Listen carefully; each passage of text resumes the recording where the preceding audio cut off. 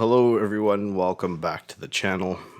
Today's episode is about foam cannons, and really, in my personal view and what I've been experiencing and dealing with up until this point, is should you upgrade your old foam cannon? Is the money spent worth it? Should you invest in a new cannon, or should you carry on and it's fine?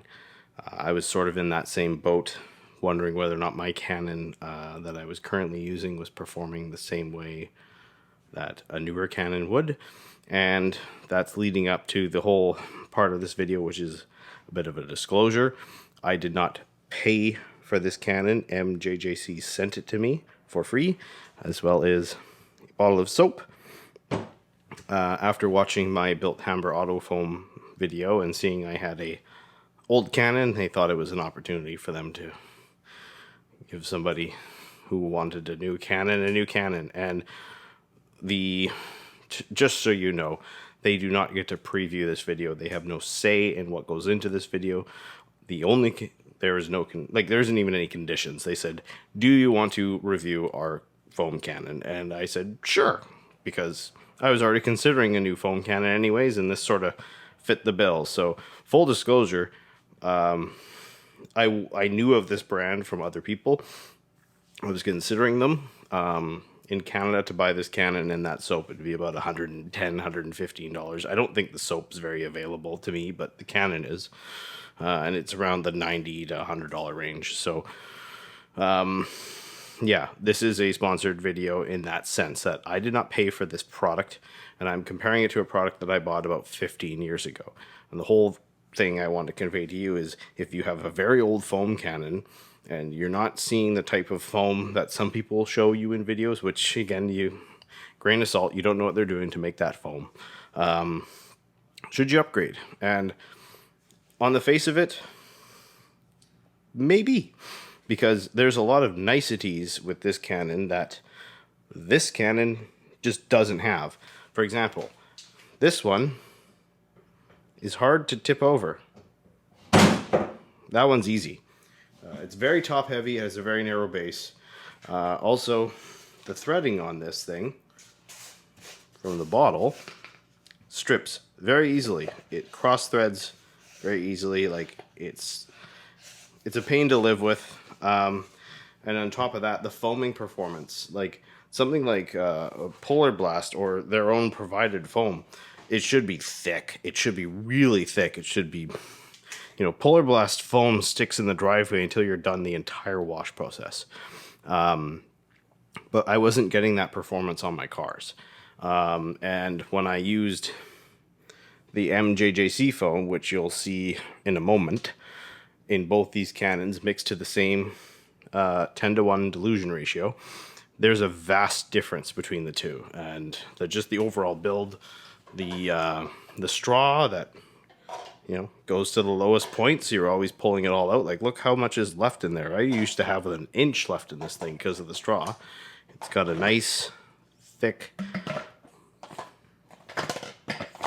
locking clasp. Like, its build quality is great. It's got a fluid scale on the side, so you know how you're mixing it properly, especially when you're dealing with PIRs, like Built Hamber foams. It's impressive. I'm really impressed with the build quality and the usability of it. And you'll see in the footage here just the two differences between the two. And some of you might not like thick snow foam, and I totally understand why. It's not for everyone, but you can always dial back the dilution to thin it out. Whereas on my old cannon, running it at maxed out, I couldn't even get it thick, which is sometimes useful for certain cases, especially with the high temps. The thicker foam doesn't dry out as fast. So anyway, right now we're going to cut to the footage of the two of these guys being used, and we'll see how they look.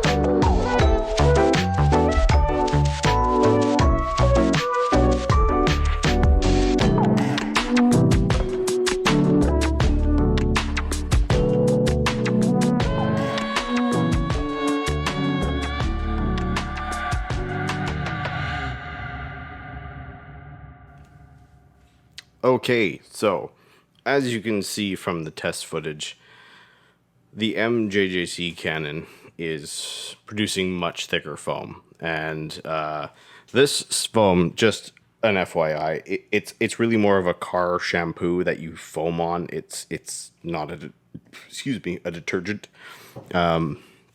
So don't buy it and think that you've got auto foam level activity behind it. It won't clean much. It'll take the dust off and whatnot, but it's no auto foam. But you can see the thickness difference in the same dilution ratio, the same settings on the cannons. The old one is just, it's not producing the same amount of foam. And when you factor in the usability of the wider base with the better tapering and the lack of tipping, and just the overall build quality, the tightness of the spray director, it's a good cannon. It's worth $100 in my opinion, especially if you use cannons a lot in your workflow. You want a quality cannon, you want a cannon that's not going to annoy you. And I used to have like a third or a quarter of a bottle left in this thing, but it just would fall over all the time and spill all over the floor that I never really got to use it. In certain foams, obviously, like Autoglim says that you're not supposed to leave a mixture made, like it has to be made fresh each time, but overall, it's just a better cannon and easier to live with. It came with a second tip. Like the packaging on it is quite good. I'll overlay some footage of that, but yeah, I'm really impressed with it. And yes, I did not pay for it, and technically this is a video with paid promotion, but I was in the market already, and this just happened to line up. Believe it or not, but that's how it is. Their foam soap, if you're looking for just a shampoo, it's okay. I wouldn't do 10-to-1 in the MJJC again. I would knock it down even probably 20-to-1 just because it's really thick. And when you're trying to wash, I found that I was going over the car and things weren't getting scrubbed because there's so much foam in between that the necessary amount of abrasion you need from your mitt wasn't there, and it was leaving those more stubborn spots not clean. So it's a nice soap. It smells great, but I would use it more as I would dilute it a little more than what they recommend, which works in its favor. You can get a little more life out of it. But yeah, that's my video. It's pretty straightforward, pretty simple. Stay tuned because I have a whole bunch more about to come out, because I washed both my cars today and realized that I had a test running on the hood. So we're going to look at that. And yeah, anyway, thank you for watching. See you in the next one.